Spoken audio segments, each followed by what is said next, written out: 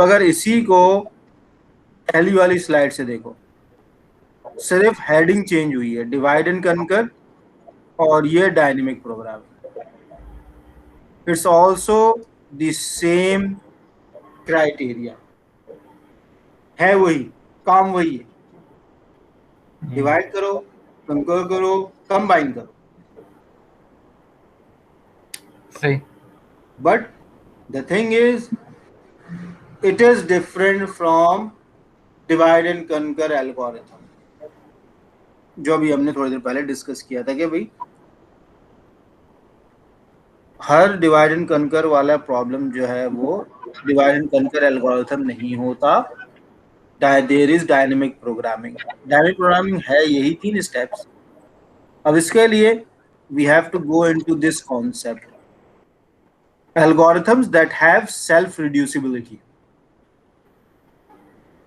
So you can see this, एक तो ये बहुत बड़ा, सबसे बड़ा सर्कल है, ओवल है सबसे बड़ा, जो येलो कलर का है। उसके बाद उसके अंदर एक ऑरेंज टाइप का बोलेंगे या येलो ही बोलेंगे, ये जो अंदर वाला नजर आ रहा है डायनेमिक प्रोग्रामिंग लिखा हुआ है इसमें, सही, गोल्डन पहले इसको, गोल्डन टाइप का। सो this is the dynamic programming. Then within this we have divide and conquer, and within divide and conquer we have the greedy and the local ratio, and a lot of other algorithms are also there. So we can see that कि dynamic programming कितना बड़ा expand कर रहा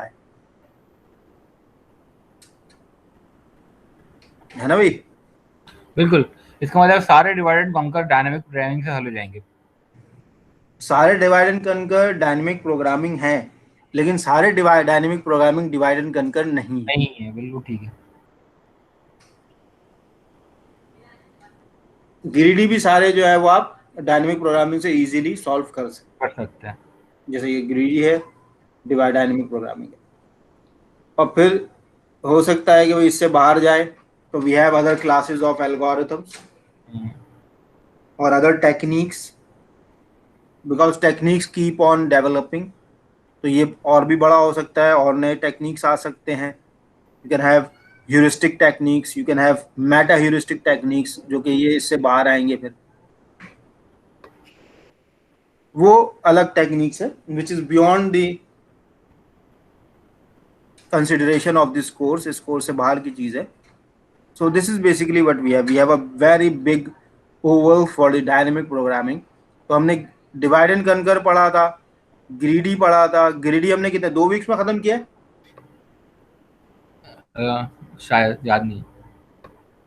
divide and conquer भी ऐसी 2 weeks में खत्म किया है। सही। अब डायनेमिक का इतना बड़ा सर्कल आ गया, कितने वीक्स में खत्म करें? सर 2-3 कोर्स लेने पड़ेंगे। एंड तक डायनेमिक प्रोग्रामिंग पढ़ते रहे। अगर उसमें तो कोर्स भी चेंज करना पड़ेगा, एक और कोर्स आएगा डायनामिक प्रोग्रामिंग का। हाँ, इसमें तो पूरा कोर्स है डायनेमिक प्रोग्रामिंग में। There are lot of applications of dynamic programming.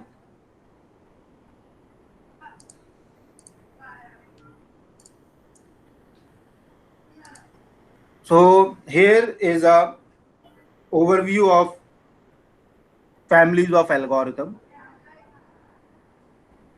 We have seen the elegant design principles, that is the divide and conquer, greedy choice, graph exploration.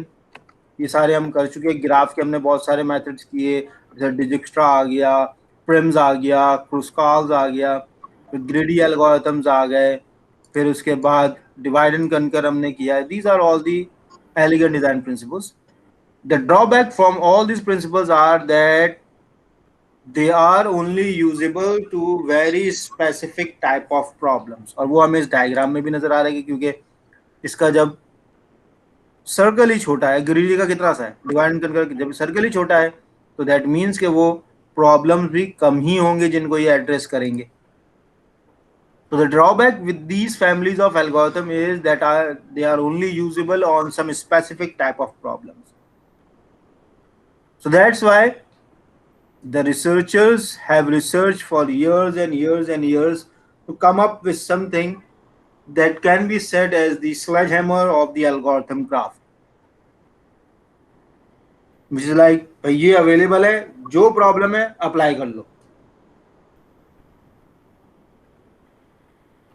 So for that we have the dynamic programming and the linear programming.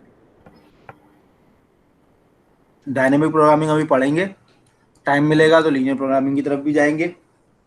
वैसे तो मैंने आज तक इस course में linear programming नहीं पढ़ा है, लेकिन मुझे लग रहा है कि इस कोर्स में टाइम मिल जाएगा करने की, क्योंकि ऑनलाइन पढ़ रहे हैं, ठकाठक सब चीज़ें खत्म हो रही हैं.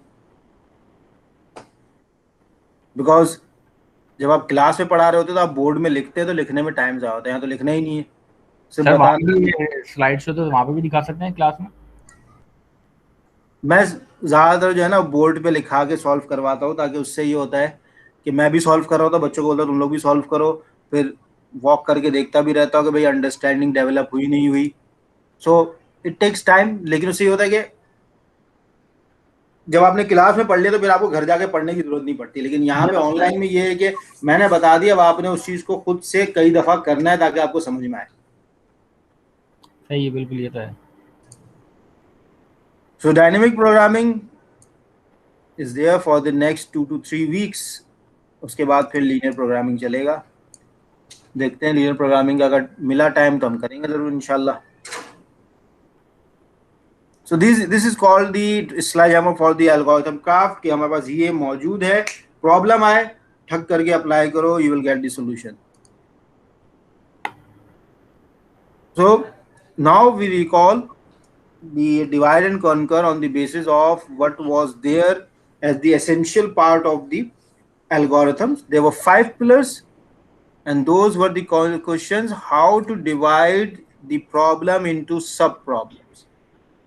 That was the first question. उसके लिए हमने जैसे देखा मर्ज सॉर्ट में हम एक पर्टिकुलर क्राइटेरिया के हिसाब से उसको कर डिवाइड कर रहे थे, फिर पाइवोटल वाला क्विक सॉर्ट में कैसे कर रहे थे. तो how to divide into sub problems forms a basic pillar for divide and conquer. Then conquer through recursion, recursion ही अप्लाई कर रहे थे. Then how to recombine the sub result, जो सब रिजल्ट आ गए उसको रिकम्बाइन कैसे करें, उसके लिए भी कोई ना कोई क्राइटेरिया यूज कर रहे थे एल्गोरिथम के लिए. Then when to stop dividing, divide करते जा रहे हैं कब रुके. And the final thing was analysis using the master's theorem और द रिकरेंस रिलेशंस. जो हम एनालाइज कर रहे हैं वो कैसे सॉल्व करेंगे, क्या अप्लाई करेंगे, मास्टर थ्योरम्स कर रहे थे या रिकरेंस या सब्स्टिट्यूशन मेथड कर रहे थे. रिकरेंस के 3-4 मेथड किए थे ना हमने, iterative method, substitution method, recursion tree method. So all those comes in the analysis of the algorithm using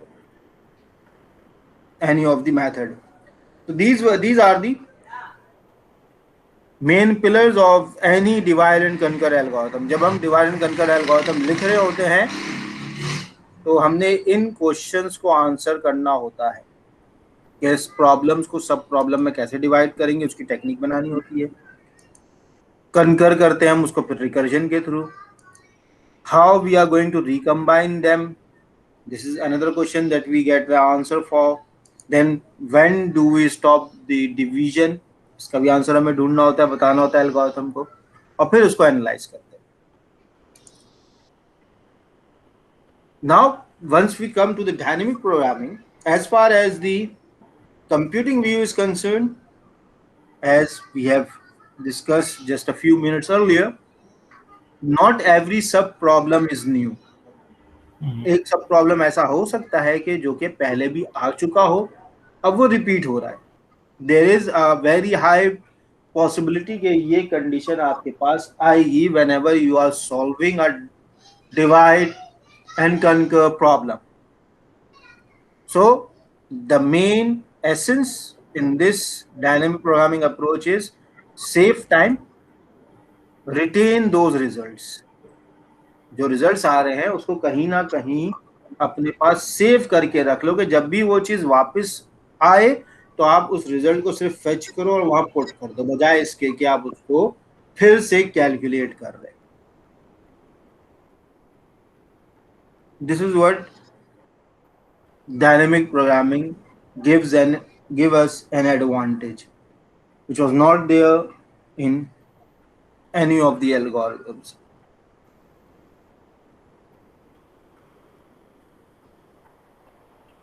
So having said that, dynamic programming जब हम अप्लाई करते हैं तो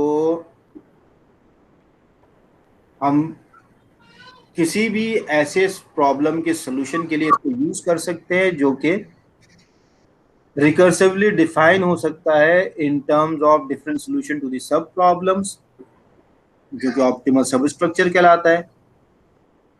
एल्गोरिथम क्या करेगा? It's going to find the solution to the sub problems and store them in the memory for later use.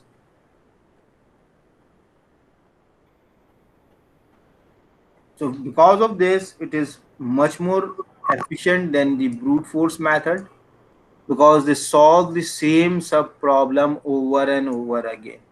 जो कि divide and कंकर में हो रहा था कि सेम प्रॉब्लम आ रही है, उसको भी वो बार बार सॉल्व कर रहा है, तब जाके वो आगे जा रहा है।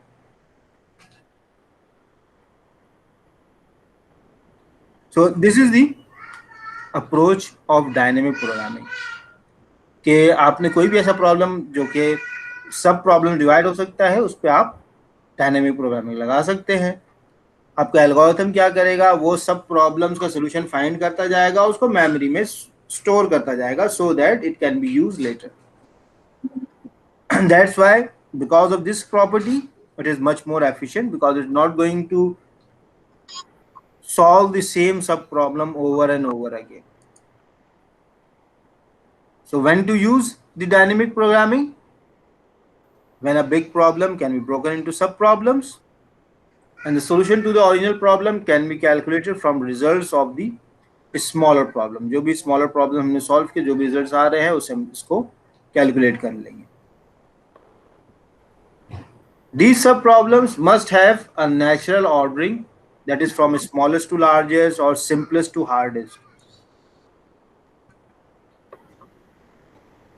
अब इसका स्मॉलेस्ट टू लार्जेस्ट क्यों किया है? क्योंकि larger problems depend on the previous solution. यानी आप जो सब प्रॉब्लम में डिवाइड कर रहे हैं उसमें कुछ प्रॉब्लम जो है वो स्मॉल होंगे, स्मॉलेस्ट होगा, फिर स्मॉल आएगा, फिर मीडियम आएगा, फिर लार्जेस्ट आएगा। यहाँ पे सिंपलेस्ट से लेके आप हार्डेस्ट की तरफ जाएंगे। तो once you are solving it, तो उसमें क्या होगा कि जो प्रॉब्लम लार्जर है that depends on the solution of the medium problem, और जो प्रॉब्लम मीडियम है that depends on the solution of the smaller problem. Small problem जो स्मॉल है वो स्मॉलर प्रॉब्लम पे डिपेंड करेंगे, और जो स्मॉलर है वो स्मॉलेस्ट पे डिपेंड करेंगे। तब आपको यहाँ पे एक पूरा क्राइटेरिया नजर आ रहा होगा। Smallest, once they are solved, they can